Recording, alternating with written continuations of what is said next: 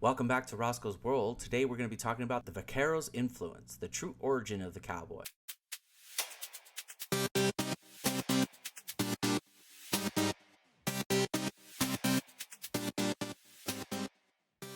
To truly understand the American cowboy, we must look south. The traditions, tools, and language of the Old West were not invented in the American frontier, but were inherited and adapted from Mexican vaqueros, the original cowboy of the Americas. The vaqueros' traditions date back to the Spanish colonization of the Americas in the 16th century. Spanish conquistadors brought the first cattle and horses to the New World. The Spanish herders evolved a unique set of skills to manage huge, free-roaming herds. These skills, expert horsemanship, herding, roping, and branding, were perfected over hundreds of years in what is now Mexico and the southwestern United States, long before the Anglo-Americans arrived. The English-speaking cowboys adopted and often mangled the Spanish terminology for their trade. This linguistic legacy is perhaps the clearest link to the vaquero. Some cowboy terminology: the lasso, meaning loop or snare; bronco, meaning wild or rough; buckaroo, a heavily anglicized slang word likely derived directly through vaquero; ranch was a small farm or settlement; mesa, table referring to flat-top mountains; the ramada, even the herd of spare horses. The ramada comes from the Spanish word remunder, meaning to exchange or to replace, signifying the constant rotation of a tired horse.